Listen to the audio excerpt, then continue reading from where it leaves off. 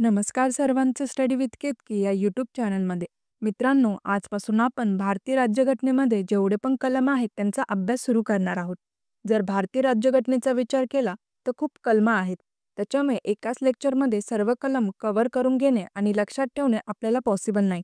म्हणून आपण part wise revision करणार आहोत परीक्षेला येणाऱ्या प्रश्नांसोबत, जेणेकरून प्रत्येक कलम कोणत्या भागात आहे किंवा कोणता अधिकार हक्क त्यामध्ये दिलेला आहे हे नीट समजून घेता येईल आपल्याला. चला तर मग बघूया आणि सुरुवात करूया आजच्या टॉपिकला. व्हिडिओ शेवटपर्यंत नक्की बघा. जर आपण बघितलं घटनेचा भाग पहिला, त्याच्यामध्ये कलम 1 ते 4 दिलेला आहे. त्याच्यामधला पहिला कलम संघराज्याचं नाव आणि त्याचं राज्यक्षेत्र. भारताला राज्याचे संघराज्य असे संबोधले आहे. याचा अर्थ असा की भारत हा विविध राज्यांनी बनलेला एक संघराज्य आहे, जो त्याचा एक भाग आहे. कलम 2 काय आहे? नवीन राज्य दाखल करून घेणे. म्हणजेच काय? जो कधीही भारताचा भूभाग नव्हता असे राज्य भारतामध्ये दाखल करून घेणे. कलम 3 काय सांगतं? भारतीय राज्यघटनेच्या कलम 3 नुसार केंद्र सरकारला राज्यांचा सीमा, क्षेत्रफळ आणि नाव बदलण्याचे अधिकार आहेत. तसेच नवे राज्य स्थापन करण्याचे अधिकार आहेत.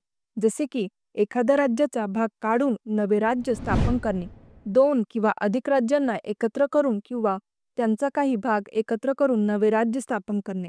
अजून जर समजून घेतलं यामध्ये, तर एखाद्या राज्याचा भाग म्हणजे क्षेत्रफळ वाढवणे किंवा एखाद्या राज्याचा भाग कमी करणे, राज्यांच्या सीमांमध्ये बदल करणे, एखाद्या राज्याचं नाव बदलणे, हे सर्व कलम 3 मध्ये येतं. पण या कायद्यानुसार हे अधिकार वापरण्यासाठी केंद्र सरकारला राष्ट्रपतींच्या परवानगीने संसदेत विधेयक आणावं लागतं. त्याच्याशिवाय ज्या राज्याचा भाग काढला किंवा वाढवला जाणार आहे किंवा ज्या राज्याचं नाव बदललं जाणार आहे त्या राज्याचं विधानसभांना सुद्धा विश्वासात घ्यावं लागतं. नवीन राज्यांच्या निर्मितीशी संबंधित कायदे करण्याचा, राज्यांच्या सीमांमध्ये बदल करण्याचा विशेष अधिकार संसदेला आहे. हा अधिकार राज्य विधिमंडळाला नाही. म्हणजेच राष्ट्रपतींच्या शिफारशीशिवाय संसदेच्या कोणत्याही सभागृहात या उद्देशासाठी कोणतेही विधेयक सादर केले जाणार नाही. या प्रकरणावरील विधेयक राष्ट्रपतींनी त्या राज्यांच्या विधानसभेकडे पाठवावे, जेणेकरून विधानमंडळ विशिष्ट कालावधीत आपले विचार व्यक्त करू शकेल. मित्रांनो, कलम 3 पर्यंत समजले असेल तर पुढचा कलम बघूया. घटनेचा कलम 4 काय सांगतो? ज्यावेळेस तुम्ही कलम 2 आणि 3 चा वापर करता त्यावेळेस तुम्हाला साध्या बहुमताने दुरुस्ती करता येईल. तुम्हाला विशेष बहुमताची दुरुस्ती करण्याची गरज पडणार नाही. म्हणजेच काय? तर संसदेच्या साध्या बहुमताने दुरुस्ती करण्याची तरतूद देण्यात आलेली आहे इथे. इन शॉर्ट आपण असे म्हणू शकतो की कलम 2 आणि 3 अंतर्गत जे काही बदल केलेले आहेत ते 368 नुसार घटना दुरुस्ती समजली जाणार नाही. प्रत्येकाचे कलम 1 ते 4 तोंडपाठ झाले असतीलच इथे. पहिला कलम संघराज्याचं नाव आणि त्याचं राज्यक्षेत्र. दुसरा कलम नवीन राज्य स्थापन करणे किंवा दाखल करून घेणे. कलम 3 नवीन राज्य निर्माण करणे. आणि कलम 4 काय आहे? जिथे तुम्हाला 368 मध्ये जाण्याची गरज नाही, साध्या बहुमताची गरज आहे. पुढे जाऊया. मित्रांनो, कलम 4 पर्यंत समजले असेल तर परीक्षेला यावरील प्रश्न कशा पद्धतीने विचारले गेलेले आहेत ती बघूया. पहिला प्रश्न, खालील विधाने लक्षात घ्या आणि कोणते विधान बिनचूक म्हणजे बरोबर कोणते आहे ते ओळखायचे आहे इथे. ए. कलम 3 नुसार संसद राज्यामधून भूप्रदेश अलग करून नवीन राज्य निर्माण करू शकते. हे पहिले विधान बरोबर आहे. बी. संसद राज्याच्या सीमा व नाव बदलू शकते. हे दुसरे पण विधान बरोबर आहे. सी. नवीन राज्य निर्मिती संदर्भातील विधेयक मांडताना राष्ट्रपतींची पूर्व शिफारस आवश्यक असते. हे तिसरे पण विधान बरोबर आहे. डी. असे विधेयक सादर करत असताना संबंधित राज्याच्या विधिमंडळाने दिलेला सल्ला किंवा मत स्वीकारणे बंधनकारक असते. हे शेवटचे वाक्य चुकीचे आहे MPSCच्या फायनल आन्सर की नुसार. याचे कारण आपण कलम 3 मध्ये समजून घेतलेले आहे. म्हणून पर्याय ABC हे बरोबर येतील. पुढच्या प्रश्नाकडे जाऊया. पुढील विधानांचा विचार करा आणि कोणते विधान योग्य आहे ते ओळखायचे आहे इथे. पहिले विधान, भारतीय राज्यघटनेचा कलम 2 हा भारतीय संघटनेचा भाग नसलेली नवीन राज्य प्रवेश किंवा स्थापनेशी संबंधित आहे. हे विधान बरोबर आहे पहिले. दुसरे विधान, भारतीय राज्यघटनेच्या कलम 3 मध्ये केंद्रशासित प्रदेशांसह विद्यमान राज्यांची निर्मिती किंवा बदल करण्याची तरतूद आहे. हे पण विधान दुसरे बरोबर आहे. आता बघूया तिसरे विधान, भारतीय राज्यघटनेच्या कलम 3 अंतर्गत विधेयक केवळ लोकसभेत मांडले जाईल. हे तिसरे विधान चुकीचे आहे. लक्षात घ्या की कलम 3 अंतर्गत राष्ट्रपतींच्या शिफारशीशिवाय संसदेच्या कोणत्याही सभागृहात नवीन राज्याशी संबंधित कायद्यांच्या उद्देशांसाठी कोणतेही विधेयक सादर केले जाणार नाही. म्हणून इथे फक्त अ आणि ब हे पर्याय बरोबर येतील. तिसरा प्रश्न यावरीलच पुढचा. भारतीय संविधानाचा कलम 2 कशाशी संबंधित आहे? पर्याय क्रमांक 1 बरोबर उत्तर आहे. नवीन राज्यांमध्ये प्रवेश किंवा स्थापना. चौथा प्रश्न. संविधानाचा कोणता कलम नवीन राज्याच्या निर्मितीशी संबंधित आहे? बरोबर उत्तर येईल पर्याय क्रमांक 1 कलम 3 राज्याच्या निर्मितीशी संबंधित आहे. जर आपण बघितला आता घटनेचा भाग दुसरा याच्यामध्ये काय आहे? कलम 5 ते 11. आता जर आपण बघितलं कलम 5 हा काय सांगतो? घटनेच्या स्थापनेच्या वेळेचं नागरिकत्व म्हणजेच काय तर जी व्यक्ती भारताच्या राज्यक्षेत्रात जन्मली होती, जिच्या पालकांपैकी कोणीही एक भारताच्या राज्यक्षेत्रात जन्मले होते आणि जी व्यक्ती पूर्वीच्या लगतच्या किमान 5 वर्ष इतका काळ भारताच्या राज्यक्षेत्रात रहिवासी आहे, तो भारताचा नागरिक असेल. कलम 6 काय सांगतो? पाकिस्तानामधून भारतात आलेल्या व्यक्तीचं नागरिकत्व. कलम 7 भारतामधून पाकिस्तानामध्ये आणि पुन्हा भारतात आलेल्या व्यक्तीचं नागरिकत्व. कलम 8 मध्ये काय आहे? भारतीय वंशाच्या व्यक्तीचं नागरिकत्व. कलम 9 काय सांगितले आहे? तिथे त्या काळामध्ये एखाद्याने जर परकीय देशाचं नागरिकत्व स्वीकारलं असेल तर त्याचं नागरिकत्व हे भारताचे आपोआप रद्द होईल. पुढचा कलम 10 तुमचं नागरिकत्व त्या अटी आणि शर्तीवरती टिकून राहील ज्या अटी आणि शर्ती संसदेने कायदा करून केलेल्या आहेत. आणि कलम 11 भविष्यातील नागरिकत्वाबद्दल तरतुदी करण्याचा अधिकार संसदेला असेल. त्याला अनुसरून संसदेने 1955चा कायदा सुद्धा केलेला आहे.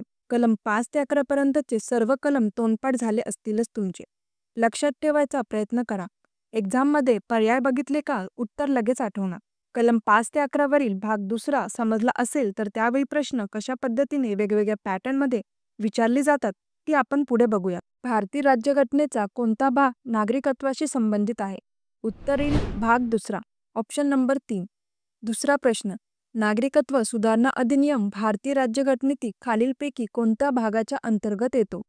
भाग दुसरा अंतर्गत येतो. तिसरा प्रश्न बघूया. भारतीय राज्यघटनेतील खालीलपैकी कोणते कलम नागरिकत्वाशी संबंधित आहे? कलम 5 ते 11 हे समोरील दिलेल्या 4 पर्यायांपैकी हे बरोबर उत्तर आहे. पुढचा प्रश्न. नागरिकत्वाच्या तरतुदी यामध्ये जोडल्या गेलेल्या आहेत. कोणता भाग आहे तो? भाग दुसरा कलम 5 ते 11 यामध्ये तरतुदी जोडल्या गेलेल्या आहेत. नेक्स्ट प्रश्न बघूया. भारतीय राज्यघटनेतील कोणते कलम नागरिकत्वाशी संबंधित आहे? ऑप्शन नंबर 1 कलम 5 मध्ये. पुढे जाऊयात. भारतीय राज्यघटनेच्या खालीलपैकी कोणत्या कलमात राज्यघटना लागू होण्याच्या वेळी नागरिकत्वासाठीच्या तरतुदी नमूद केलेल्या आहेत? बरोबर उत्तर येईल कलम 5 मध्ये. मित्रांनो, हा समोरील प्रश्न कलम 6 ब बद्दल विचारण्यात आलेला आहे. प्रश्नाकडे जाण्याआधी कलम 6 ब मधील अजून माहिती समजून घेऊया जेणेकरून प्रश्न लवकर सोडवता येईल. यामध्ये असे दिलेले आहे की पाकिस्तानातून भारतात स्थलांतरित झालेल्या अशा व्यक्तीने 19 जुलै 1948च्या आधी भारतात स्थलांतर केले असे तर तो त्याच्या स्थलांतराच्या तारखेपासून सामान्यतः भारताच्या प्रदेशात रहिवासी आहे आणि त्यालाच भारताचा नागरिक मानला जाईल. सेम ह्याच वाक्याचा उल्लेख पुढील प्रश्नात केलेला आहे. सोडवता येतो का बघूया. मित्रांनो, दिलेल्या 4 पर्यायांमध्ये आपण बघू शकतो की कलम 6 ब मधील स्थलांतराबद्दलचे ते वर्ष महिना कोणता आहे असे रिकामी जागामध्ये ओळखायचे आहे.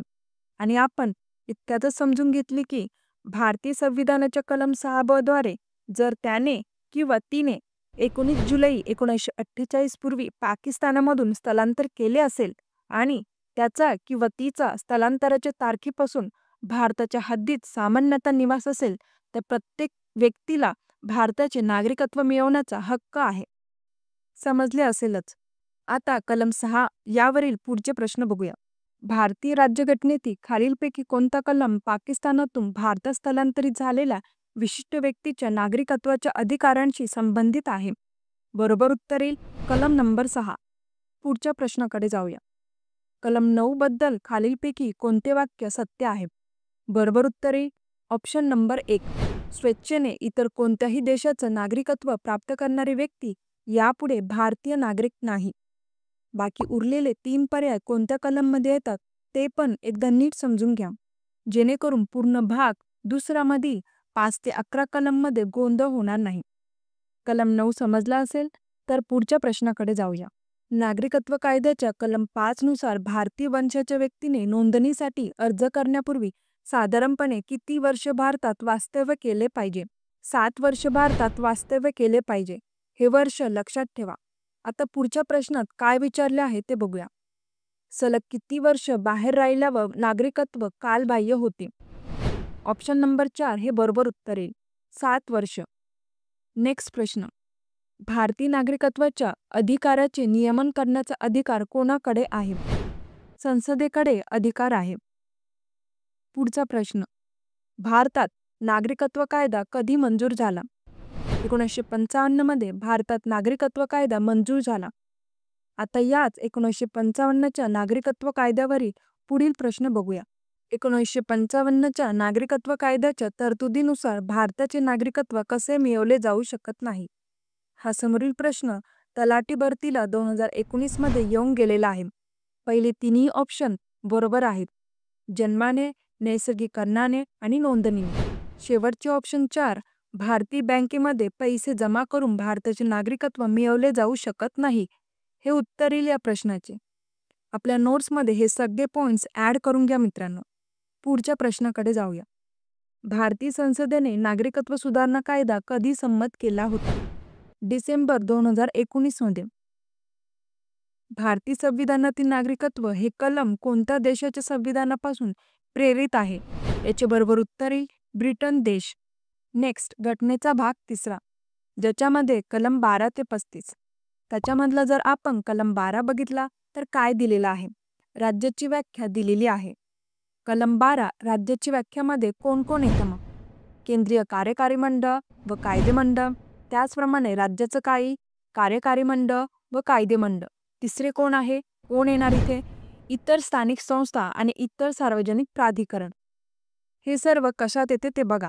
याच्यावरतीच प्रश्न बहुतेकदा विचारून झालेला आहे. त्यानंतर असा देखील प्रश्न विचारून झालेला आहे. राज्यघटनेतील भाग 3ला काय बोलले जाते? भाग 3ला मॅग्ना कार्टा असे म्हणतात. नोट्समध्ये लिहून घ्या तुमच्या. या ठिकाणी सर्वोच्च न्यायालयाने काही निर्णय सांगितलेले आहे. त्यानुसार राज्यसंस्था कोण नाही, म्हणजेच त्याला अपवाद कोण आहे, याच्यावरती पण प्रश्न विचारलेला आहे. त्याच्यामध्ये जर आपण बघितलं BCCI असेल, त्यानंतर NCERT असेल आणि काही सहकारी संस्था असतील, तर यांना राज्यसंस्था बोलले जात नाही. म्हणजेच काय, तर राज्याच्या व्याख्येमध्ये येत नाही. सर्वोच्च न्यायालयाने काही निर्णय दिलेले आहेत, ते पण आपल्याला माहिती असणे आवश्यकच आहे इथे. दुसऱ्या शब्दात सांगायचे झाले तर संविधानाच्या भाग 3च्या उद्देशांसाठी राज्यात या सर्व समोरील गोष्टींचा समावेश आहे. अजून थोडंफार समजून घेऊया या कलम 12वर. कलम 12 अंतर्गत सरकारच्या नियंत्रणाचा अर्थ असा नाही की ती संस्था सरकारच्या पूर्ण नियंत्रणाखाली असली पाहिजे. याचा अर्थ असा आहे की सरकारचे संस्थेच्या कामकाजावर काही प्रकारचे नियंत्रण हे असले पाहिजे. मित्रांनो, प्रत्येक एका कलममध्ये वेगवेगळी माहिती नमूद केलेली असते. ती सर्व मी जर इथं घेतली तर हा व्हिडिओ खूप मोठा होईल.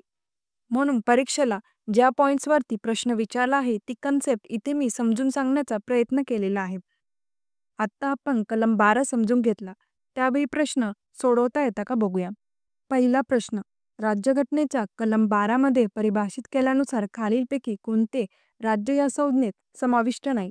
मगाशी बघितल्याप्रमाणे राज्याचा अर्थ मी पूर्ण एक्सप्लेन केला, तेव्हा तुमच्या लक्षात आले असेलच. तर समोरील दिलेल्या 8 पर्यायांपैकी कोणते 2 ऑप्शन चुकीचे आहे हे ओळखता आले असेलच तुम्हाला. पर्याय नंबर 3 आणि 4, केंद्रीय न्यायपालिका आणि राज्य न्यायपालिका, हे 2 पर्याय चुकीचे आहेत. आणि राज्य या शब्दप्रयोगाच्या अर्थामध्ये न्यायव्यवस्थेचा समावेश न करण्याची भूमिका योग्य आहे, कारण भारतात एकात्मिक न्यायव्यवस्था आहे. एका न्यायालयाच्या निर्णयांना अपीलीय न्यायालयात आव्हान दिले जाऊ शकते आणि पीडित पक्ष न्यायालयांच्या निर्णयांविरुद्ध सुटका मिळवू शकत नाहीत. या संदर्भात प्रश्न कशा प्रकारे विचारली जातात ती अजून बघूयात पुढे, म्हणजेच कलम 12 तुमच्या पूर्ण लक्षात येईल. भारतीय संविधानाच्या कलम 12 मध्ये परिभाषित केल्यानुसार राज्य या शब्दाचा अर्थ खालीलपैकी कोणता बरोबर आहे? बरोबर उत्तर आहे पर्याय क्रमांक 4. भारत सरकार, भारताची संसद, सरकारे किंवा भारताच्या हद्दीतील इतर प्राधिकरणांना सूचित करत असते राज्याची व्याख्या. तिसऱ्या प्रश्नाकडे जाऊया. भारतीय घटनेनुसार खालीलपैकी कोणते घटक राज्यात अस्तित्वात आहेत? भारत सरकार आणि संसद, राज्य सरकारे आणि विधिमंडळ, सर्व स्थानिक अधिकारी, इतर सर्व अधिकारी, म्हणजेच वरीलपैकी सर्व 4 ऑप्शन हे बरोबर पर्याय आहेत. पुढचा प्रश्न. खालीलपैकी कोणता पर्याय कलम 12शी संबंधित आहे? पर्याय क्रमांक 3. राज्याची व्याख्या. मित्रांनो, हे तर सगळे प्रश्न झालेत भाग 3 मध्ये कलम 12 वरील प्रश्न. पुढे जाऊयात. भारतीय संविधानाच्या 3ऱ्या भागात मूलभूत हक्कांचा समावेश आहे, ज्याच्यामध्ये समानतेचा अधिकार, जीवन आणि स्वातंत्र्याचा अधिकार इत्यादींचा समावेश आहे. फक्त मूलभूत हक्कांची तरतूद करणे पुरेसे नाही. या मूलभूत हक्कांचे संरक्षण आणि अंमलबजावणी करणे देखील आवश्यक आहे. ज्या व्यक्तीच्या मूलभूत हक्कांचे उल्लंघन झाले आहे अशा व्यक्तीला सर्वोच्च न्यायालय किंवा उच्च न्यायालयात जाण्याचा अधिकार प्रदान केला गेलेला आहे. हे समजले असेल तर यावरीलच प्रश्न कसा विचारले गेलेले आहेत ते बघूया. भारताच्या नागरिकाच्या मूलभूत अधिकाराचे उल्लंघन झाल्यास त्याच्याकडे थेट सर्वोच्च न्यायालय किंवा उच्च न्यायालयात जाण्याचा पर्याय आहे. स्क्रीनवरील उरलेले 3 पर्याय सुद्धा तुम्ही बघू शकता. त्यापैकी बरोबर उत्तरी पर्याय क्रमांक 3. आता कलम 12 नंतरचे 35 पर्यंतचे कलम शॉर्टमध्ये इथे बघूयात, जिथे 3ऱ्या भागात मूलभूत हक्कांविषयी बोललेले आहे. कलम 13 मध्ये काय सांगितलेले आहे? मूलभूत हक्काशी विसंगत कायदे करण्यास मनाई आहे. मित्रांनो, मी या व्हिडिओमध्ये पूर्ण प्रयत्न करेल आपले सर्व कलम लक्षात राहतीलच. सगळे आर्टिकल तुमच्या हाताखालून प्रश्नांसोबत गेले पाहिजे. आता पुढचं जर बघितला याच्यामध्ये कलम 14 ते 18 इथे काय बोललेलं आहे? समानतेचा अधिकार. 19 ते 22 स्वातंत्र्याचा अधिकार. 23 आणि 24 काय आहे? शोषणाविरोधाचा अधिकार. 25 ते 28 धार्मिक स्वातंत्र्याचा अधिकार. 29 ते 30 सांस्कृतिक शैक्षणिक स्वातंत्र्य किंवा हक्क. कलम 32 घटनात्मक उपाययोजनांचा हक्क. हे आपण विभाजन बघितलं. त्याच्यानंतर आपण काय बघणार आहोत? समानतेच्या अधिकारामध्ये कलम 14 पासून ते 18 पर्यंत कोणता कलम काय सांगतो, काय तरतूद केलेली आहे तिथे, आणि त्यानंतर 14 ते 18 वरील प्रश्न बघणार आहोत. कलम 14 काय सांगतो? कायद्यासमोर समानता. कलम 15 मध्ये काय सांगितलेलं आहे? धर्म, वंश, जात, लिंग आणि जन्मस्थान या कारणावरून भेदभाव करण्यास मनाई आहे. येतंय लक्षात? पुढे कलम 16 मध्ये काय सांगितलेलं आहे? सार्वजनिक नोकऱ्यांमध्ये समान संधी. 17 मध्ये काय सांगितलेलं आहे? अस्पृश्यता नष्ट करणे याच्याबद्दल सांगितलेलं आहे. आणि कलम 18 मध्ये काय सांगितलेलं आहे? पदव्या नष्ट करणे किंवा किताब नष्ट करणे. भारतीय संविधानाच्या भाग 3 मधील कलम 18 पदव्या रद्द करण्याशी संबंधित आहे. हे एक तरतूद आहे जी व्यक्तींना पदव्या देण्याची प्रथा रद्द करण्याचा प्रयत्न करते, ज्यामुळे नागरिकांमध्ये समानता निर्माण होते. कलम 18 नुसार हे खालील एक पॉइंट सुद्धा मित्रांनो आपल्या नोट्समध्ये ॲड करून घ्या. पहिला पॉइंट, राज्याकडून लष्करी किंवा शैक्षणिक पदवी नसलेली कोणतीही पदवी प्रदान केली जाणार नाही. दुसरा पॉइंट, भारताचा कोणताही नागरिक कोणत्याही परदेशी राज्याकडून कोणताही किताब स्वीकारणार नाही. म्हणजेच भारताचा नागरिक नसलेली कोणतीही व्यक्ती राज्याच्या अंतर्गत कोणतेही लाभाचे पद किंवा विश्वस्त व्यवस्था धारण करत असताना राष्ट्रपतींच्या संमतीशिवाय कोणत्याही परदेशी राज्याकडून कोणतेही पद स्वीकारणार नाही. तिसरा पॉइंट समजून घेऊया. राज्याच्या अंतर्गत कोणतेही नफा किंवा विश्वस्त पद धारण करणारी कोणतीही व्यक्ती राष्ट्रपतीच्या संमतीशिवाय कोणत्याही परदेशी राज्याकडून किंवा त्यांच्या अंतर्गत कोणत्याही प्रकारची भेटवस्तू, वेतन किंवा पद स्वीकारणार नाहीत. या कलमचे अजून जर स्पष्टीकरण समजून घेतले तर या कलमात असे म्हटले आहे की लष्करी किंवा शैक्षणिक पदवी वगळता राज्याला पदव्या देण्यास मनाई आहे. याचा अर्थ असा की सरकार व्यक्तींना सर, राजा, प्रभू किंवा नवाब सारख्या पदव्या देऊ शकत नाही. फक्त गुणवत्तेवर आणि समानतेवर आधारित समाजाला प्रोत्साहन देणे हा उद्देश आहे या कलमचा. समजला असेलच.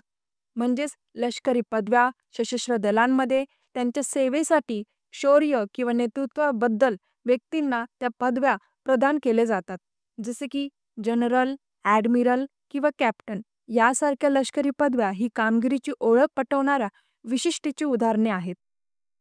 तसेच शैक्षणिक पदव्या आणि सन्मान यांचा समावेश देखील यामध्ये आहे. उदाहरणार्थ प्राध्यापक, डॉक्टर किंवा कुलपती यासारख्या पदव्या समाविष्ट आहेत, ज्या व्यक्तींना त्यांच्या शैक्षणिक पात्रता, संशोधन योगदान किंवा शैक्षणिक संस्थांमधील नेतृत्व भूमिकांवर आधारित दिल्या जातात. कलम 18 पूर्ण समजेल या प्रकारे मी सोप्या भाषेत इथे समजून सांगण्याचा प्रयत्न केलेला आहे. पुढे जाण्याआधी मित्रांनो, व्हिडिओला लाईक नक्की करा. चला, इथपर्यंत सर्वांच्या लक्षात आले असेलच. लगेचच पुढे जाऊयात. जास्त वेळ मी तुमचा घेत नाही. कलम 14 ते 18 वरील भाग 3 समजला असेल तर त्यावरील प्रश्न कशा पद्धतीने वेगवेगळ्या पॅटर्नमध्ये विचारले जातात ती आपण बघूयात आता. पहिला प्रश्न, संविधानातील कोणत्या कलमाद्वारे कायद्यापुढे समानता नमूद करण्यात आली आहे? कलम नंबर 14. यामध्ये कायद्यापुढे समानता नमूद करण्यात आली आहे. 14 नंबरचा कलम लक्षात ठेवा. समानतेच्या अधिकारात येतो. भाग 3 मध्ये. दुसरा प्रश्न बघूया.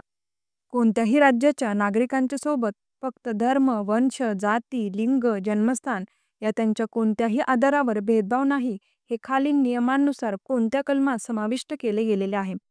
कलम 15. पर्याय क्रमांक 3 हे बरोबर उत्तर येईल. कलम 15 हा पण समानतेच्या अधिकारात येतो. भाग 3 मध्ये. तिसऱ्या प्रश्नाकडे जाऊया. धर्म, वंश, जात, लिंग किंवा जन्मस्थान या आधारावर भेदभाव करण्यास मनाई कोणत्या मूलभूत अधिकाराअंतर्गत वर्गीकृत आहे? कोणत्या अधिकाराअंतर्गत आहे? समानतेचा अधिकार. कोणत्या कलममध्ये आहे? कलम 15 मध्ये. चौथा प्रश्न यावरीलच बघूया. भारतीय संविधानाचा कलम 15 कशाशी संबंधित आहे? बरोबर उत्तर येईल दुसरा पर्याय. केवळ धर्म, जाती, लिंग, जन्मस्थानच्या आधारावर कोणत्याही नागरिकांच्या सोबत भेदभावाचा निषेध हा हे कलम सांगतो 15 नंबरचा. मित्रांनो, हे प्रश्न रिपीट घेण्यामागचं कारण हेच की या एकाच व्हिडिओमध्ये तुम्हाला PYQची प्रॅक्टिस सुद्धा होऊन जाईल आणि प्रश्न विचारण्याचा पॅटर्न कसा आहे हे पण तुमच्या लक्षात आले असेलच. मित्रांनो, कलम 15 मध्ये केलेलं तरतूद बघूया आधी. हा समोरील प्रश्न सोडवण्याआधी 15(1) मधील असे सांगितले आहे की राज्य कोणत्याही नागरिकाविरुद्ध धर्म, वंश, जात, लिंग किंवा यापैकी कोणत्याही कारणावरून भेदभाव करणार नाही. 15(2) मध्ये काय सांगितले आहे? कोणत्याही नागरिकाला कोणत्याही या सर्व कारणांवरून कोणत्याही अपंगत्व, दायित्व, निर्बंध किंवा अटींना सामोरे जावे लागणार नाही. कलम 15(2) मधील अ आणि ब कशाबद्दल आहेत हे पण एकदा बघून घ्या आणि 15(3) आणि 15(4) मधील माहिती पण आपल्या नोट्समध्ये लिहून घ्या. जास्त वेळ न घालवता आपण आपल्या पुढच्या प्रश्नाकडे जाऊया. भारतीय राज्यघटनेतील कोणत्या कलममध्ये लैंगिक आधारावर भेदभाव करण्यास मनाई आहे? पर्याय क्रमांक पहिला 15(1) मध्ये. आपण आत्ताच 15 मधील तरतूद बघितलं. पुढच्या प्रश्नाकडे जाऊया. कोणते विधान बरोबर आहे हे ओळखायचे आहे तिथे. विधान अ. संविधानाच्या कलम 15 मध्ये आर्थिक स्थिती, जात, रंग, धर्म, पंथ किंवा लिंगाच्या आधारावर भेदभाव करण्यास मनाई आहे. बरोबर आहे का हे विधान? हो, बरोबर आहे. कलम 15. विधान ब. संविधानाच्या कलम 14 मध्ये कायद्यासमोर समानता आणि कायद्याने संरक्षण असलेली समानता या दोन्हींची हमी दिलेली आहे. हे विधान आहे का बरोबर?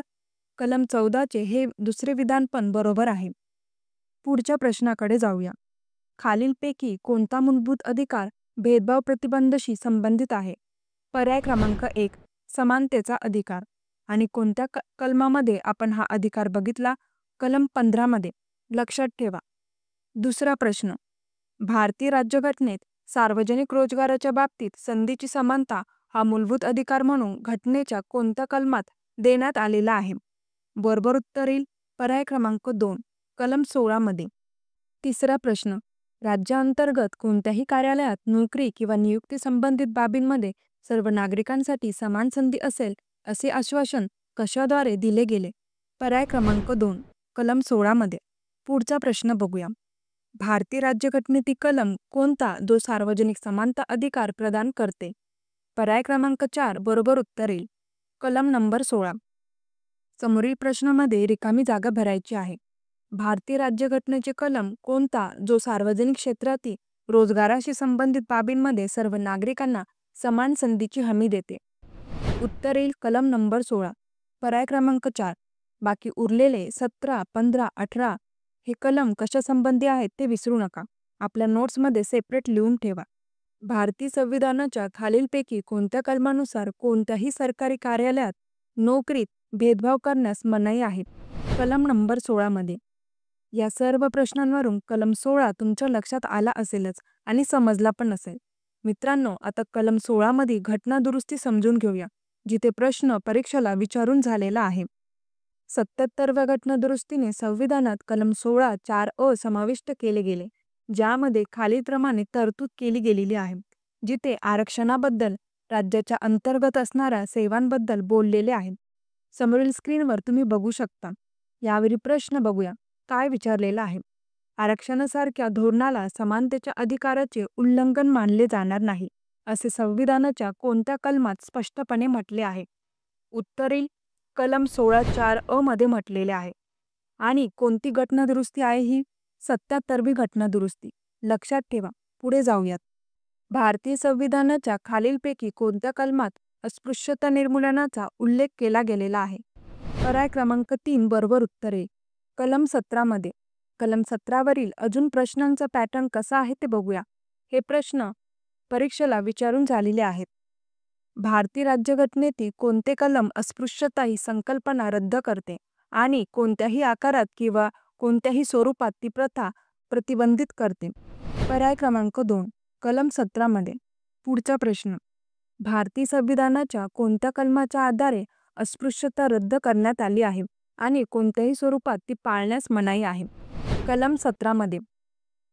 भारतीय संविधानामध्ये असलेला मूलभूत हक्कानुसार अस्पृश्यता निवारण हा कसला अधिकार आहे? समानतेचा अधिकार. लक्षात ठेवा. आणि समानतेच्या अधिकारामध्ये किती कलम आहेत हे पण लक्षात ठेवा मित्रांनो. पुढचा प्रश्न सोडूयात. कलम 18 वरील पदवी रद्द करणे हा कोणत्या अधिकाराचा भाग आहे? समानतेचा अधिकाराचा भाग आहे. आणि किती नंबरचा कलम आहे हा? 18 नंबरचा. पदव्या रद्द करणे कोणत्या अधिकाराअंतर्गत येते? रिकामी जागा भरायची आहे इथे. समानतेचा अधिकार. तिसरा प्रश्न. भारतीय राज्यघटनेचा कोणता कलम पदव्या रद्द करण्यासंबंधी आहे? कलम नंबर 18. पर्याय क्रमांक 1. पुढचा प्रश्न. भारतीय राज्यघटनेत कलम 14, 15, 16, 17 आणि 18 अंतर्गत मूलभूत अधिकार खालीलपैकी कशावर आधारित आहे? पर्याय क्रमांक 1 हे बरोबर उत्तर येईल. समानतेचे तत्व. भारतीय संविधानात समानतेच्या हक्कात एकूण किती कलम आहेत? 14 ते 18 एकूण 5 आहेत. हे सर्व 5 कलम समजून घेता आले असतील तर आता पुढचे 19 ते 22 पर्यंत स्वातंत्र्याच्या अधिकारात येणारे कलम बघूयात. भारतीय संविधानाचे कलम 19 ते 22 काय आहे, ज्यामध्ये स्वातंत्र्याच्या अधिकाराची हमी देण्यात आलेली आहे? पुढे जाण्या अगोदर मित्रांनो, तुम्हाला आत्तापर्यंतचे कलम समजले असतील तर व्हिडिओला लाईक नक्की करा आणि आपल्या फ्रेंडसोबत पुढे नक्की शेअर करा. आपल्या टॉपिकवर येऊयात. भारतातले 6 मूलभूत अधिकार कोणते आहेत असं जर विचारलं तर सांगता आले पाहिजे. समानतेचा अधिकार, स्वातंत्र्याचा अधिकार, शोषणाविरुद्ध हक्क, धर्म स्वातंत्र्याचा अधिकार, सांस्कृतिक आणि शैक्षणिक हक्क, संवैधानिक उपायांचा अधिकार. आणि हे पण आपण एक एक करून नीट समजून घेऊयात. व्हिडिओ शेवटपर्यंत नक्की बघा. पुढचा स्वातंत्र्याचा अधिकार बघूया. 19 मध्ये काय सांगितलेले आहे? विचार अभिव्यक्ती स्वातंत्र्य आणि इतर 6 प्रकारचे स्वातंत्र्य जे आपण पुढे बघणार आहोत. कलम 20 मध्ये काय सांगितलेले आहे? दोष सिद्धतेचा अधिकार. कलम 21 मध्ये तुमच्या जीविताचा व व्यक्तिगत स्वातंत्र्याचा हक्क. त्यानंतर कलम 21A जे कधी टाकलेले आहे? 86 नंबरची घटना दुरुस्ती 2002 ने. काय सांगितलेलं आहे इथे? राईट टू एज्युकेशन म्हणजेच 6 ते 14 वयोगटातील बालकांना मोफत व सक्तीचे प्राथमिक शिक्षण असेल. आणि कलम 22 मध्ये जर आपण बघितलं काय सांगितलं आहे? अटक व स्थानबद्धता यांच्यापासूनचं तुमचं संरक्षण. मित्रांनो, कलम 19 ते 22 वरील भाग 3 समजला असेल तर त्यावरील प्रश्न कशा पद्धतीने वेगवेगळ्या पॅटर्नमध्ये विचारले जातात ती आपण पुढे बघूयात. भाषण आणि अभिव्यक्ती स्वातंत्र्य म्हणजे काय आहे? मूलभूत हक्क. पर्याय क्रमांक 1. पुढचा प्रश्न दुसरा. कोणत्या कलममध्ये स्वातंत्र्याच्या हक्काची हमी देण्यात आलेली आहे? पर्याय क्रमांक 3 बरोबर उत्तर आहे. कलम 19 मध्ये. बाकी उरलेले 11, 21 आणि 15 हे कलम बघा. त्यामध्ये येते का? तर नाही. कलम 19 ते 22 मध्ये या हक्काची हमी देण्यात आलेली आहे. पुढे जाण्याआधी मित्रांनो, कलम 19 मध्ये राज्य कोणत्या आधारावर भाषण स्वातंत्र्यावर मर्यादा घालू शकते ते समजून घेऊयात. कलम 19(2) भाषण आणि अभिव्यक्ती स्वातंत्र्याच्या अधिकारांवर निर्बंध लादते. त्याची कारणे बघूया. पहिले कारण सुरक्षा, देशाची सार्वभौमत्व आणि अखंडता. दुसरे कारण परदेशी देशांशी मैत्रीपूर्ण संबंध. तिसरे सार्वजनिक सुव्यवस्था. चौथे सभ्यता आणि नैतिकता. द्वेषयुक्त भाषण, बदनामी आणि न्यायालयाचा अवमान हे सगळं राज्याची सुरक्षा आणि सार्वभौमत्व जपण्यासाठी तरतूद केलेली आहे कलम 19 मध्ये. राज्याविरुद्ध भाषणाचा वापर द्वेष पसरवण्याचे साधन म्हणून केला जाऊ शकतो. म्हणून अधिकारांवर निर्बंध लादते कलम 19. आपण हे सावधगिरीने आणि जबाबदारीने वापरले पाहिजे सर्व मूलभूत हक्क. कलम 19 मध्ये भारतीय नागरिकांना त्यांच्या 6 मूलभूत अधिकारांची हमी देते. लक्षात ठेवा हे सर्व: भाषण आणि अभिव्यक्ती स्वातंत्र्य, शांततेने आणि शस्त्रांशिवाय एकत्र येण्याचा अधिकार, संघ किंवा गटांमध्ये संघटित होण्याचे स्वातंत्र्य, त्यानंतर भारताच्या सीमेवर अनिर्बंध हालचाली करण्याचा अधिकार, भारतीय भूभागावर कुठेही राहण्याचे आणि स्वतःला स्थापित करण्याचे स्वातंत्र्य, पुढचा कोणताही व्यवसाय करण्याचा अधिकार आणि कोणताही व्यवसाय, व्यापार किंवा व्यवसायात गुंतण्याचे स्वातंत्र्य. मित्रांनो, हे सर्व तुम्ही नोट्समध्ये लिहून घ्या, जेणेकरून कायमस्वरूपी उपयोगात येईल. आता कलम 19 वरील पुढचे प्रश्न बघूयात उरलेले. भारतीय राज्यघटनेचा कलम 19D कशाशी संबंधित आहे? ऑप्शन नंबर 3, संपूर्ण भारताच्या प्रदेशात मुक्तपणे फिरण्याचा अधिकार. आपण आत्ताच बघितले आणि समजून घेतले कलम 19 मध्ये. पुढचा दुसरा प्रश्न बघूया. भारतीय संविधान कलम 19 किती प्रकारची स्वतंत्रता प्रदान करते? 6 प्रकारची. जी 6 मूलभूत अधिकार आपण बघितली, तुम्ही लिहून घेतली असतीलच तर लक्षात राहतील. तिसरा प्रश्न, खालीलपैकी कोणत्या घटना दुरुस्तीनुसार देशाचे सार्वभौमत्व आणि एकात्मता यांच्या रक्षणासाठी नागरिकांच्या मूलभूत हक्कांवर बंधने घालण्यात आली? याचे बरोबर उत्तर आहे पर्याय क्रमांक 2, 16वी घटना दुरुस्ती. कलम 19(2) मध्ये दुरुस्ती करण्यात आली आणि त्यात भारताचे सार्वभौमत्व आणि अखंडता हे शब्द समाविष्ट केले गेले. या कलमनुसार भाषण स्वातंत्र्य आणि अभिव्यक्ती स्वातंत्र्यावर निर्बंध लादले जाऊ शकतात. ही तरतूद 1963च्या 16व्या घटना दुरुस्ती कायद्यामध्ये करण्यात आलेली आहे. लक्षात ठेवा हे सर्व पॉइंट्स. खालीलपैकी कोणत्या कारणास्तव राज्य भाषण व अभिव्यक्ती स्वातंत्र्यावर कलम 19(अ) नुसार वाजवी बंधने घालू शकते? ए मध्ये आहे न्यायालयाचा अवमान, इथे निर्बंध घालू शकते. बी अल्पसंख्याकांचे संरक्षण, इथे या 19 कलम मध्ये दिलेले नाही. सी परदेशांशी मित्रत्वाचे संबंध, इथे निर्बंध कलम 19 द्वारे लादू शकते. डी भारताचे सार्वभौमत्व व अखंडत्व, हे पण बरोबर आहे. ई सभ्यता अथवा नीतिमत्ता, हे पण या 19 कलम मध्ये आहे. म्हणून ए, सी, डी, ई हे उत्तर बरोबर येईल आणि बी हे चुकीचे आहे. पुढील प्रश्न कलम 19 वरील बघूया.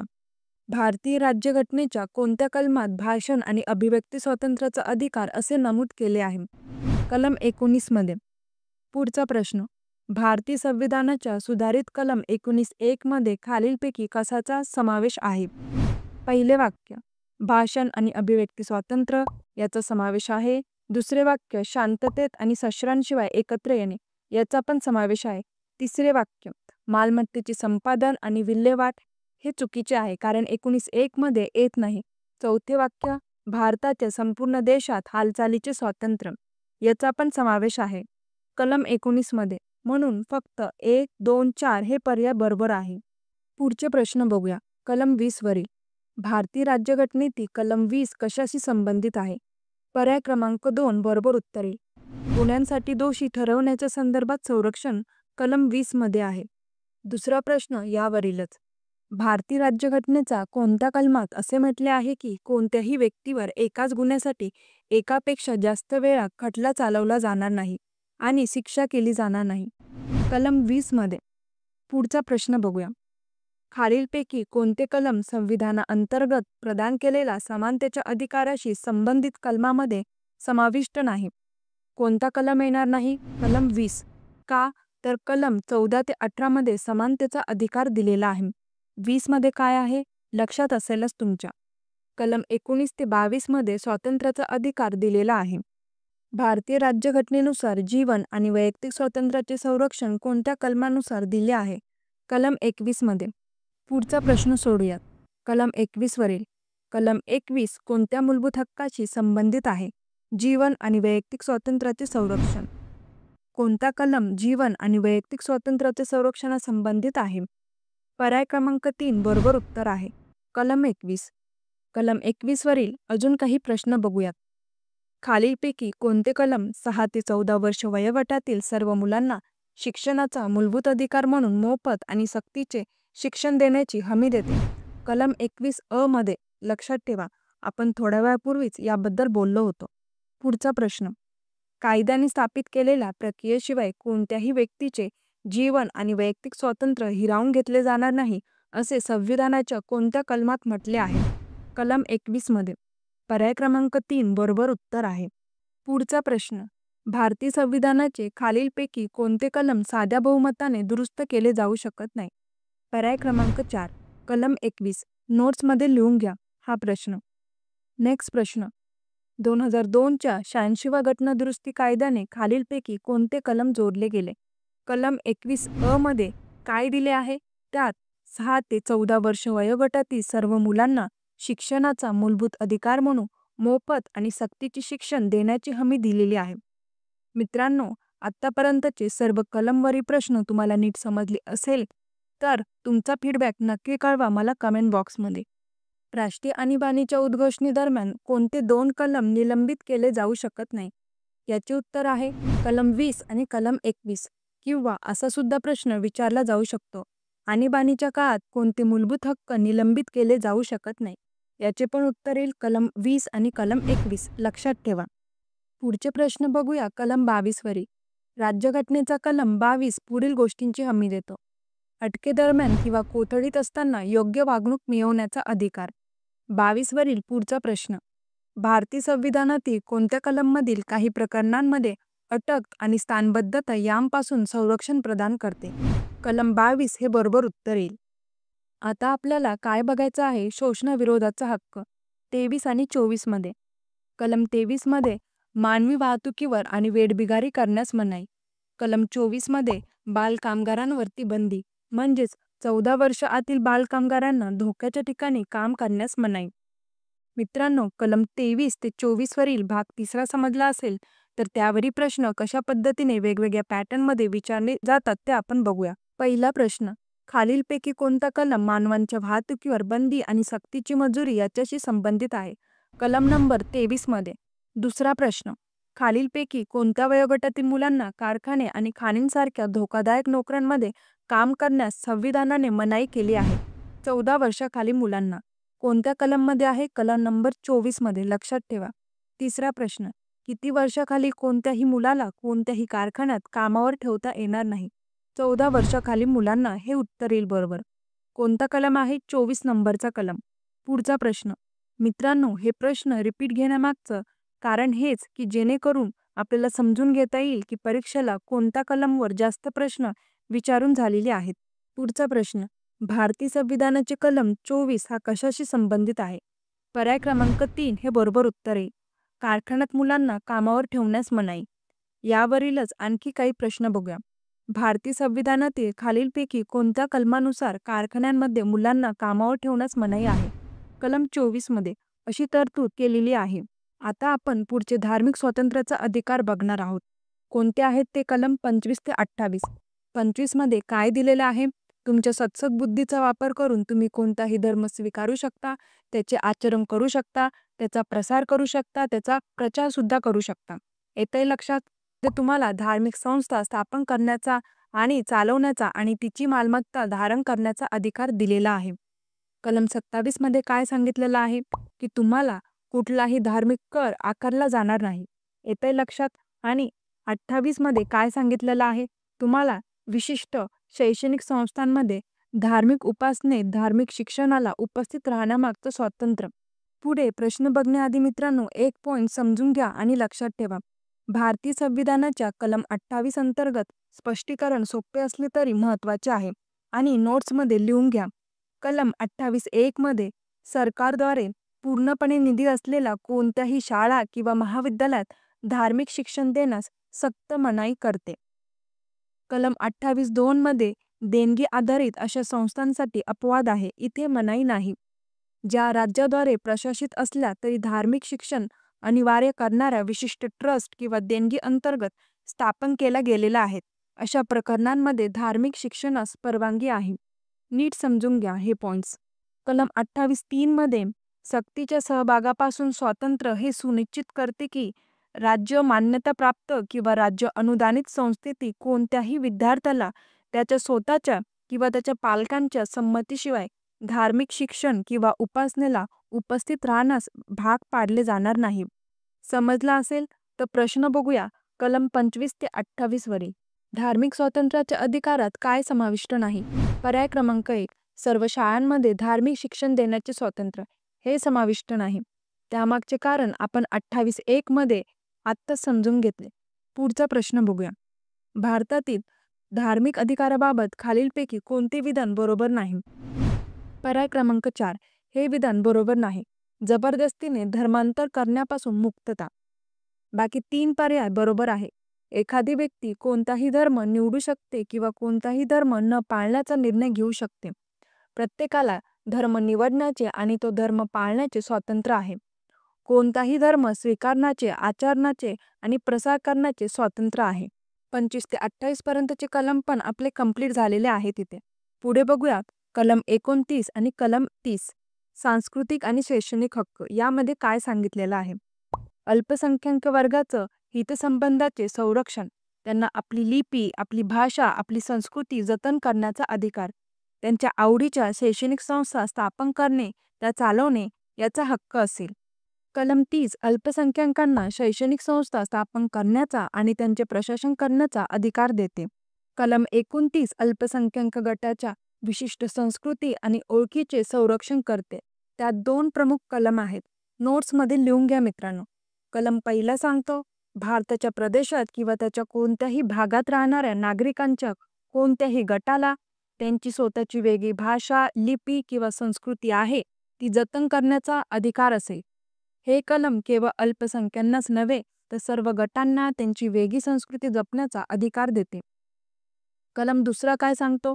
कोणत्याही नागरिकाला राज्याने चालवलेल्या किंवा राज्य निधीतून मदत मिळवणाऱ्या कोणत्याही शैक्षणिक संस्थेत केवळ धर्म, वंश, जात, भाषा किंवा यापैकी कोणत्याही कारणामुळे प्रवेश नाकारला जाणार नाही.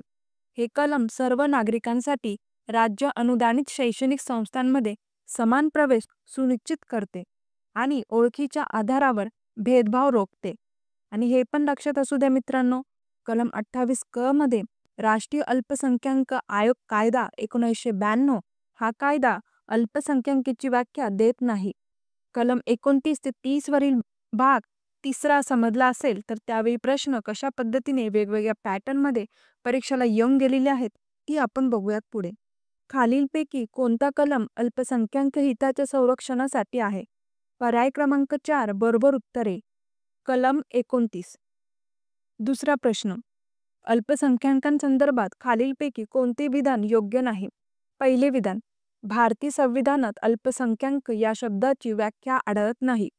पर्याय क्रमांक 1 योग्य आहे, कारण अल्पसंख्याक संबंधित कायदेशीर तरतूदमध्ये अल्पसंख्याक याची व्याख्या आढळत नाही. मात्र संविधानाने धार्मिक आणि भाषिक अल्पसंख्याकांना मान्यता दिलेली आहे, लक्षात ठेवा.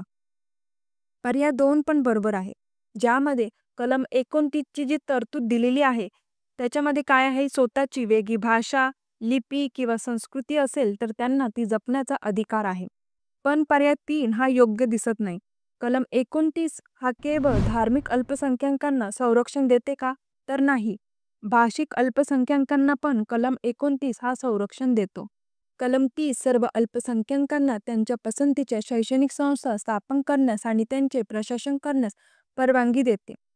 पुढचा तिसरा प्रश्न, भारतीय संविधानाने सर्व अल्पसंख्याकांना त्यांच्या आवडीच्या शैक्षणिक संस्था स्थापन करण्याचा अधिकार कोणत्या कलममध्ये दिलेला आहे?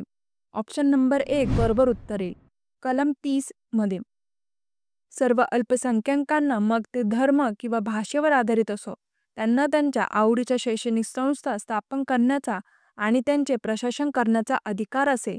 भारतीय संविधानातील कोणता कलम या अधिकाराची हमी देतो? कलम 30 मध्ये. यावरील अजून एक प्रश्न बघूया. कोणत्या कलमनुसार अल्पसंख्याकांना शैक्षणिक संस्था उघडण्याचा आणि त्यांचा कारभार पाहण्याचा अधिकार आहे? कलम 30 नुसार हे बरोबर उत्तर येईल. रिकामी जागा भरायची आहे असे कोणते कलम आहे जे अल्पसंख्याकांना सांस्कृतिक आणि शैक्षणिक अधिकारांची हमी देतात? कलम 29 आणि 30 मध्ये. मित्रांनो, कलम 29 ते 30 समजले असतील तर पुढे जाऊयात, पुढचे कलम बघूया. इथे नोट्समध्ये लिहून घ्या.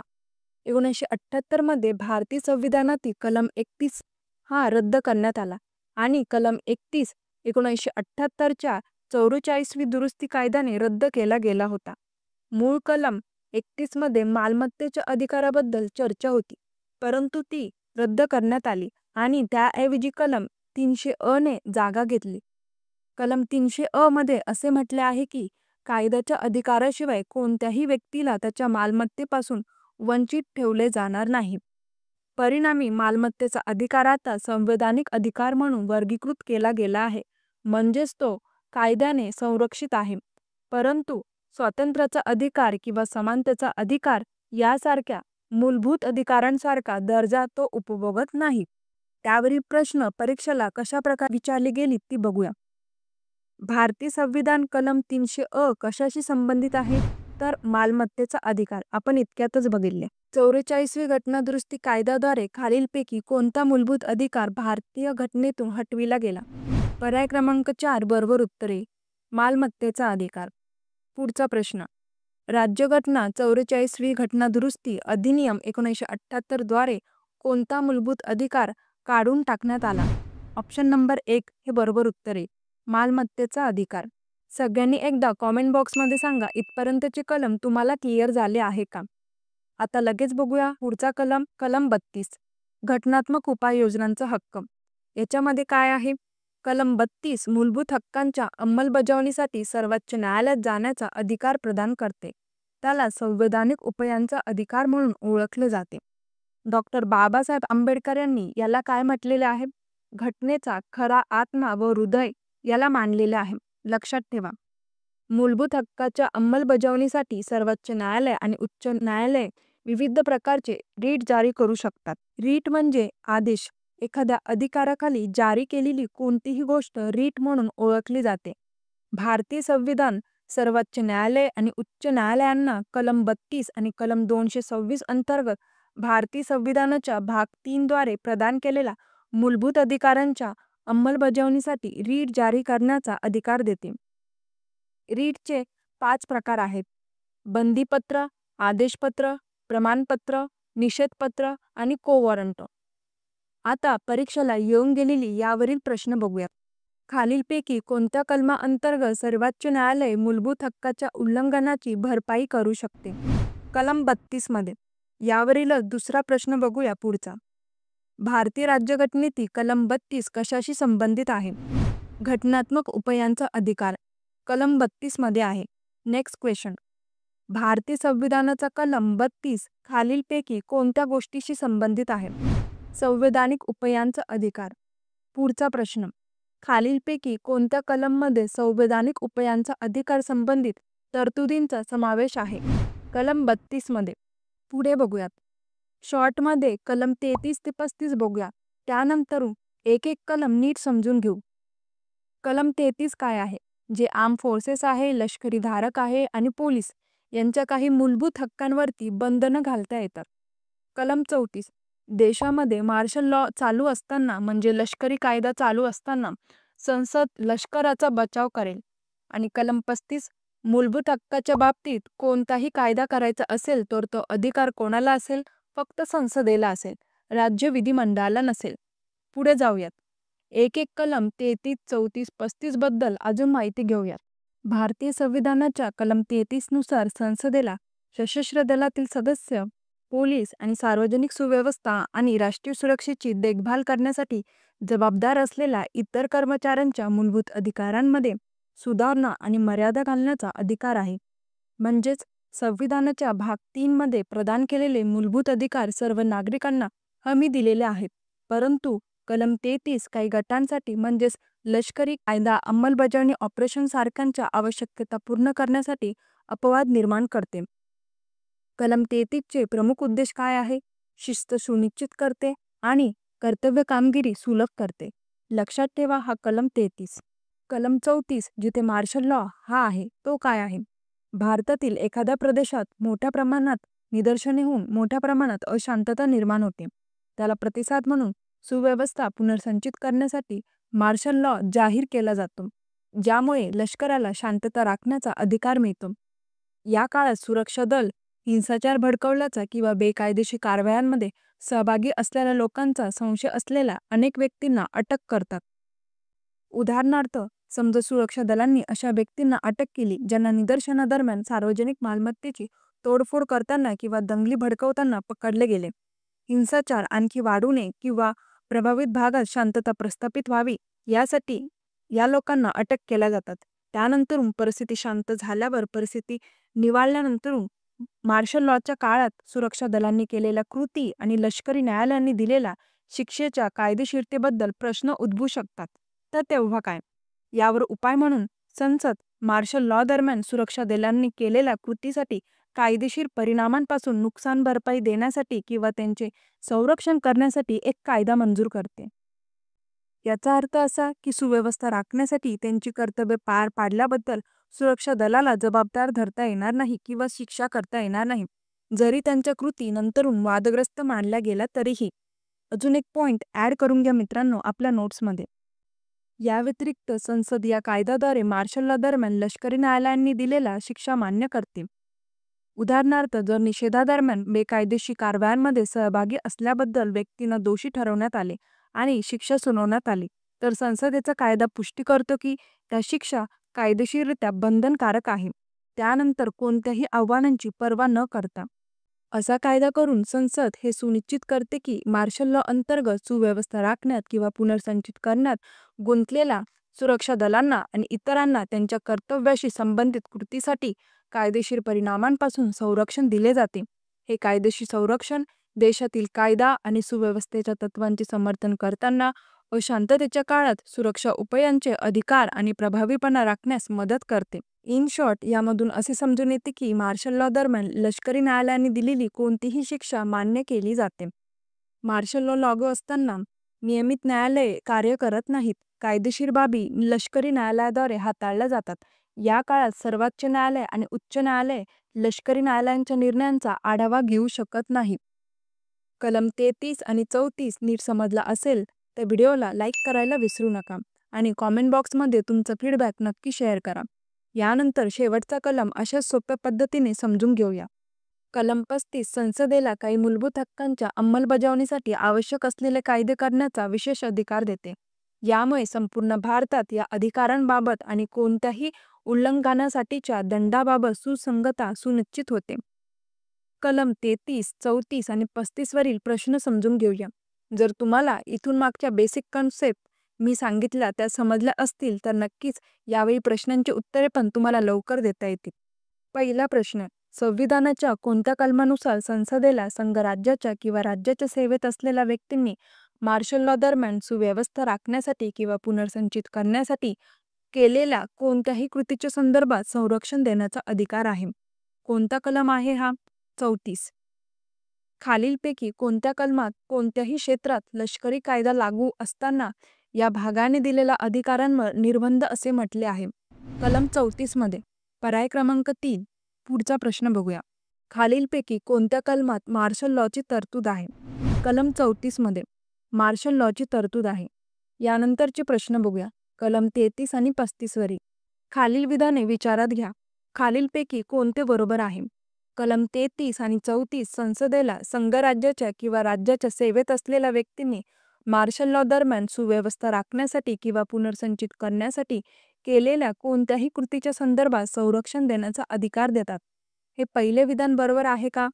कलम 33 आणि 34 चे हो बरोबर आहे. दुसरे विधान काय आहे? या तरतुदींच्या आधारे सशस्त्र दल विशेष अधिकार कायदा AFSPA बनवण्यात आला आहे. वरीलपैकी कोणते विधान बरोबर आहे? दोन्ही विधाने बरोबर आहेत. या तरतुदी केंद्र सरकारच्या अधिकारांना आणखी बळकटी देतात आणि या तरतुदींच्या आधारे सशस्त्र दल विशेष अधिकार कायदा बनवण्यात आलेला आहे. पुढच्या प्रश्नाकडे जाऊयात. कलम 34 अंतर्गत नमूद केलेला मार्शल लॉ संदर्भात खालील विधाने विचारात घ्या. पहिले विधान, संविधानात कार्यकारी मंडळाला मार्शल लॉ घोषित करण्याची कोणतीही विशिष्ट तरतूद नाही. हे विधान बरोबर आहे. संविधानात अशी कोणतीही विशिष्ट किंवा स्पष्ट तरतूद नाही जी कार्यकारी मंडळाला मार्शल लॉ घोषित करण्याचा अधिकार देते. कलम 34 मध्ये अंतर्निहित आहे की ज्या अंतर्गत भारताच्या हद्दीतील कोणत्याही क्षेत्रात मार्शल लॉ घोषित केला जाऊ शकतो. दुसरे विधान बघूया. मार्शल लॉ लागू असताना कोणत्याही कृतीसाठी कोणत्याही व्यक्तीला नुकसान भरपाई देण्याचा अधिकार संसदेला आहे. विधान 2 पण बरोबर आहे, ज्यामध्ये हे पण दिलेले आहे, कोणत्याही मूलभूत अधिकारांचे उल्लंघन केल्याच्या आधारावर संसदेने केलेला नुकसान भरपाईच्या कायद्याला कोणत्याही न्यायालयात आव्हान देता येणार नाही. तिसरे विधान काय आहे? हे केंद्र आणि राज्यामध्ये महसूल आणि कायदेविषयक अधिकारांच्या वितरणावर परिणाम करते. मार्शल लॉ फक्त मूलभूत हक्कांवर परिणाम करतो. राष्ट्रीय आणीबाणीप्रमाणे ते केंद्र राज्य संबंध, केंद्र आणि राज्यामध्ये महसूल आणि कायदेविषयक अधिकारांचे वाटप आणि संसदेच्या कार्यकाळावर परिणाम करत नाही. तिसरे विधान चुकीचे आहे. फक्त मार्शल लॉ समजला असेल तर पुढे जाऊयात. पुढचा प्रश्न बघूया. कलम 12 ते कलम 35 प्रामुख्याने भारतीय संविधानाच्या कोणत्या भागामध्ये दिलेल्या मूलभूत हक्कांशी संबंधित आहे? पर्याय क्रमांक 3 बरोबर उत्तर येईल. भाग 3 मध्ये मूलभूत हक्कांशी संबंधित आहे. भारतीय संविधानातील संवैधानिक उपायांच्या अधिकारात खालीलपैकी कोणते कलम वर्गीकृत केले आहे? पर्याय क्रमांक 3 बरोबर उत्तर आहे. भाग 3 मध्ये. मित्रांनो, परीक्षेला जोडा लावायला या सर्व कलमा अंतर्गत प्रश्न कशी विचारले जातात त्याची एक फास्ट रिव्हिजन करून घेऊया. पदव्या रद्द करणे कोणत्या कलमा अंतर्गत येते? कलम 18. धार्मिक कार्य व्यवस्थापित करण्याचे स्वातंत्र्य कोणता कलम आहे? कलम 26 मध्ये. अल्पसंख्याकांच्या भाषेचे संरक्षण कलम कोणता आहे? कलम 29 मध्ये. शिक्षणाचा हक्क कोणत्या कलमा अंतर्गत येते? कलम 21 मध्ये. नेक्स्ट, मूलभूत हक्क आणि कलमची जोडी लावायची आहे. स्वातंत्र्याचा अधिकार आहे कलम 19 ते 22 मध्ये. शोषण विरुद्ध अधिकार आहे कलम 23 आणि 24 मध्ये. धर्म स्वातंत्र्याचा अधिकार कोणत्या कलमात आहे? कलम 25 ते 28 मध्ये. सांस्कृतिक आणि शैक्षणिक हक्क कोणत्या कलमात आहे? कलम 29-30 मध्ये. पुढची जोडी. समानतेचा अधिकार आहे कलम 14 मध्ये. दुसरा स्वातंत्र्याचा अधिकार कोणत्या कलमात आहे? कलम 19 मध्ये. सांस्कृतिक आणि शैक्षणिक हक्क आहे कलम 29 मध्ये. संवैधानिक उपायांचा अधिकार कोणत्या कलमात आहे? कलम 32 मध्ये. पुढची जोडी. समानतेचा अधिकार कोणत्या कलमामध्ये आहे? कलम 14 ते 18 मध्ये. स्वातंत्र्याचा अधिकार कोणत्या कलमामध्ये आहे? कलम 19 ते 22 मध्ये. घटनात्मक उपायांचा अधिकार कोणत्या कलमामध्ये आहे? कलम 32 मध्ये. पुढचा. धर्माच्या स्वातंत्र्याचा हक्क कुठल्या कलमामध्ये आहे? कलम 25 ते 28 मध्ये. नेक्स्ट जोडी. Same question. समानतेचा अधिकार आहे कलम 14 मध्ये. स्वातंत्र्याचा अधिकार कलम 19 मध्ये आहे. शोषण विरुद्ध अधिकार कुठल्या कलमात आहे? कलम 23 मध्ये. चौथा. जीवनाचा अधिकार कुठल्या कलममध्ये आहे? कलम 21 मध्ये. खालीलपैकी कोणते विधान योग्य आहे? पहिले. मानवी रहदारी आणि सक्तीच्या कामगारांवर बंदी कलम 23 मध्ये आहे का? हो, बरोबर आहे हे विधान. दुसरे विधान. अल्पसंख्याकांना शैक्षणिक संस्था स्थापन व प्रशासन करण्याचा अधिकार कलम 31 मध्ये आहे का? तर नाही. कोणत्या कलममध्ये आहे हा अधिकार? कलम 30 मध्ये. तिसरे विधान. धार्मिक कार्य व्यवस्थापित करण्याचे स्वातंत्र्य कलम 26 मध्ये दिले आहे का? हो, हे कलम 26 मध्ये दिलेला आहे. हा कलम बरोबर आहे. म्हणून फक्त 1 आणि 3 हे विधान बरोबर येईल. पुढचा प्रश्न. भारतीय राज्यघटनेनुसार कोणता कलम आणि मूलभूत हक्क यांची जोडी बरोबर आहे? पहिली जोडी बघूया. कलम 14 मध्ये इथे कायद्यासमोर समानता आहे. बरोबर आहे का ही जोडी? तर हो. कलम 26 मध्ये धार्मिक कार्य व्यवस्थापित करण्याचे स्वातंत्र्य ही जोडी बरोबर आहे का? तर हो, ही पण जोडी बरोबर आहे. दोघी कलम बरोबर आहेत. पुढच्या प्रश्नाकडे जाऊया. योग्य विधान विचारात घ्या. कलम 15(1) मध्ये शिफारस केली आहे की कोणत्याही नागरिकाविरुद्ध केवळ लिंगाच्या आधारावर भेदभाव करणार नाही.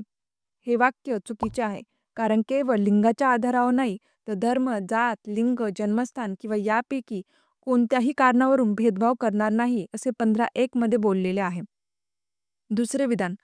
कलम 16(1) मध्ये राज्याच्या अंतर्गत कोणत्याही पदावर नोकरी किंवा नियुक्तीमध्ये सर्व नागरिकांना दर्जेदार संधी देण्याचे समर्थन करते. हे दुसरे विधान बरोबर आहे. मित्रांनो, भारतीय राज्यघटनेतील कलम पाठ 1 मध्ये आज आपण इथेच थांबूया आणि लवकरच सगळे कलम पुढच्या पाठमध्ये आपण कव्हर करून घेऊ. परीक्षेला जाण्याआधी वेळात वेळ काढून चॅनेलवरील अपलोड झालेले सर्व ॲनिमेटेड व्हिडिओ नक्की जाऊन बघा. आजचा टॉपिक तुम्हाला आवडला असेल तर प्लीज व्हिडिओला लाईक करा, आपल्या फ्रेंड्ससोबत पुढे शेअर करा आणि चॅनेलला सबस्क्राईब नक्की करा. धन्यवाद सगळ्यांची इतका वेळ दिल्याबद्दल.